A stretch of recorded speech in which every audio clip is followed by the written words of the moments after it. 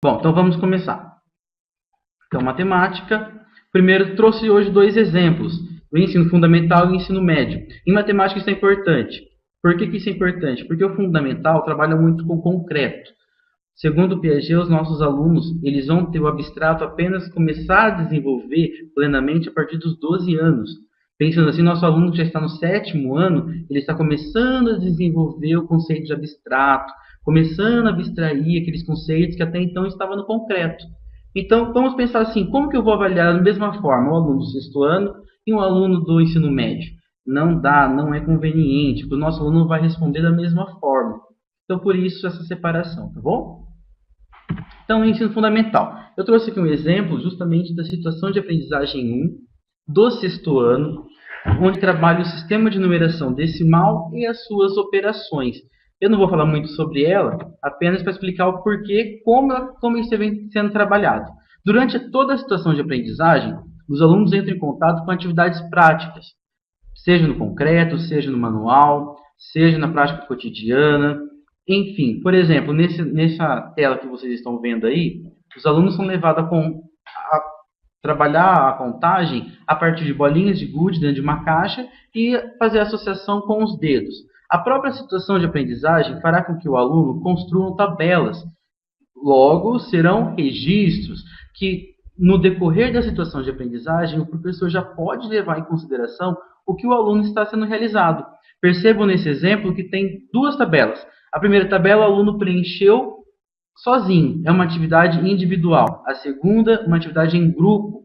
Essas duas tabelas devem e são ferramentas para o professor poder avaliar o aluno no decorrer do processo. No final da situação de aprendizagem, e isso em todas elas acontece, nós temos considerações sobre a avaliação. E é sobre ela que eu quero discorrer um pouquinho mais com vocês. Olha o que vem escrito nela, para nós podermos refletir juntos. Com relação ao processo de avaliação, o professor deve escolher os tipos de instrumento que sejam compatíveis com as características tanto do conteúdo como dos alunos.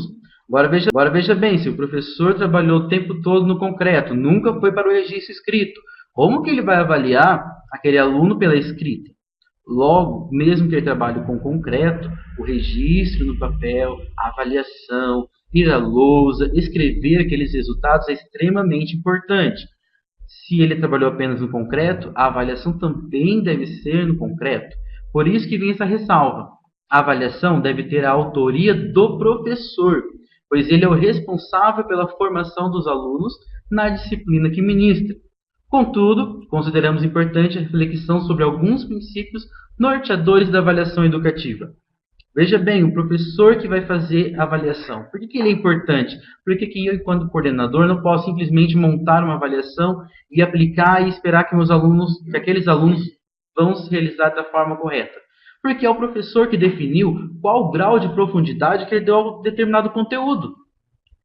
Se eu conseguir aprofundar determinado conteúdo a ponto de provar aquilo na prova, perfeito. Agora, se eu tenho uma realidade que os meus alunos, eu estou trabalhando dentro do conceito do nível básico, e os meus alunos, eu não avancei o conteúdo com ele, como que eu vou poder cobrar um conteúdo avançado? Então não é interessante. Por isso que é importante que o professor faça. Até mesmo os provões, as semanas de prova, enfim, mesmo que seja uma avaliação padronizada pela escola, é importante que essa avaliação seja formulada pelo professor, levando em consideração o que ele trabalhou durante todo o decorrer do tempo bimestral ou mensal, dependendo da forma como você foi avaliado e foi planejado.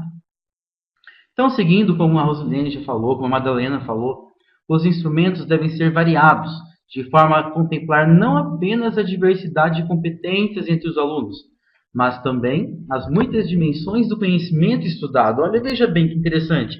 Quando eu trabalho com competência e habilidade, eu não posso limitar o meu aluno a ele responder apenas as questões dos cadernos. Trabalhar com competência e habilidade é justamente promover uma habilidade, uma competência em utilizar aqueles conteúdos em diferentes contextos. Eu sei que o meu aluno desenvolveu essa competência e habilidade justamente se eu der um contexto diferente daquele que ele viu e conseguiu aplicar. Bom, propõe-se então outras atividades, tais como pesquisa sobre a história dos números, construção do ábaco, E aí eu trouxe até um exemplo para mostrar para vocês que a Marileia, não sei se vocês vão conseguir enxergar bonitinho aí, mas é o Soroban, a Marileia que construiu, ele é contemplado na situação de aprendizagem do sexto ano, ele é um ábaco japonês, e olha que interessante, o aluno do sexto ano ele ainda está atuando no concreto. Quando ele trabalha com o Soroban, ele aprende sobre as unidades de medida. Agora veja bem, se o professor propôs uma atividade como essa para o aluno, a própria construção e a utilização do mesmo já é uma avaliação. O professor já consegue definir se ele conseguiu compreender o sistema de numeração decimal, se ele consegue fazer as operações. É claro que isso é apenas uma avaliação, mas tão importante quanto a escrita. E, além disso, temos os jogos, que envolvem cálculo mental, construções geométricas, enfim. A própria situação de aprendizagem já dá diversos elementos para que o professor possa criar e abusar dessas avaliações, que é uma das colunas do nosso currículo. A prova é um instrumento importante no processo de avaliação, mas não pode ser o único, como nós já vemos falando. É possível realizar a prova de diferentes maneiras. Por exemplo, com ou sem consulta.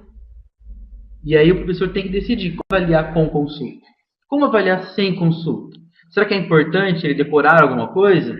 Será que no século XXI, no nosso mundo contemporâneo, a simples decorar o conteúdo isso é realmente importante? Se for importante, o professor tem que dar uma prova sem consulta. Se não for importante, o que custa o aluno poder contar com caderno, com livro, enfim.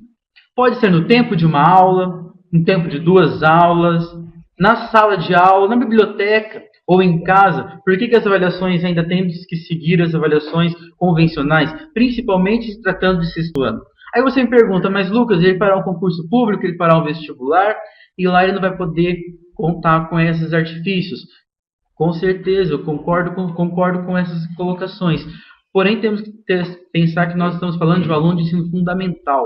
E qual é o objetivo dessa avaliação? A avaliação não é seletiva. Nós não estamos selecionando quem é o melhor aluno, não estamos selecionando quem decorou mais ou quem aprendeu mais.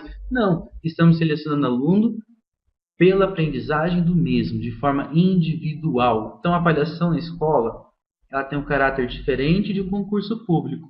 Ela tem um caráter diferenciado de um vestibular, porque ela não é seletiva, ela é diagnóstica, ela é formativa.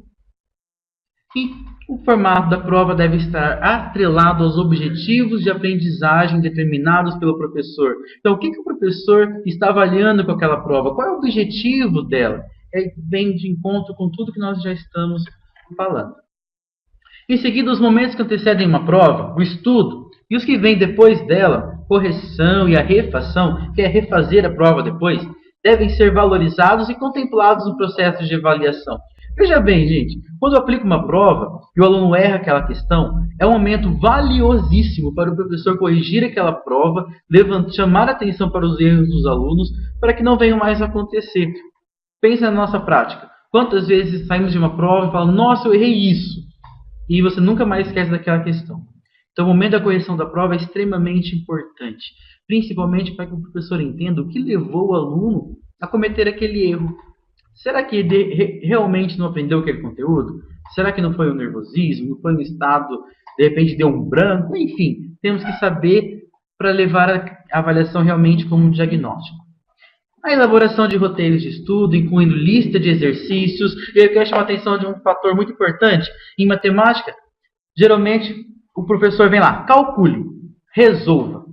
Isso é uma coisa que está em avaliação? Pode ser que sim, pode ser que não. Depende do objetivo do professor. Eu considero que questões como calcule, realize as operações, efetue, devem ser avaliadas por meio de lista de exercícios.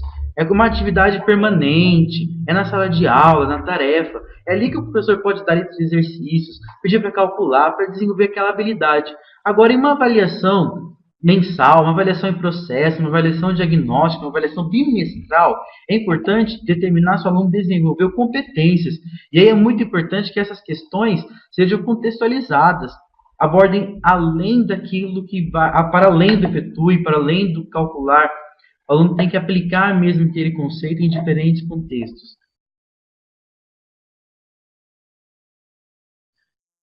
Isso tudo foi feito nas anotações, enfim, temos que levar muito em consideração todo o decorrer desse processo.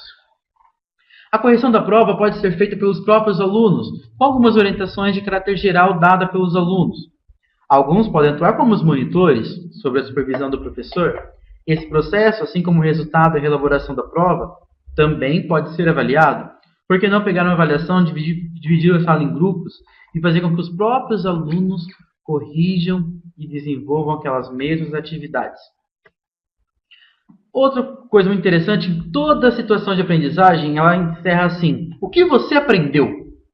É justamente para que o aluno possa escrever ali o que ele conseguiu aprender daquela habilidade, o que ele desenvolveu, o que foi importante naquela situação de aprendizagem, qual foi o nível de construção do conhecimento dele, o que ele sentiu. E o próprio caderno nos diz assim: a autoavaliação constitui uma ferramenta essencial na formação do aluno e deve ser considerada dentro do processo de avaliação.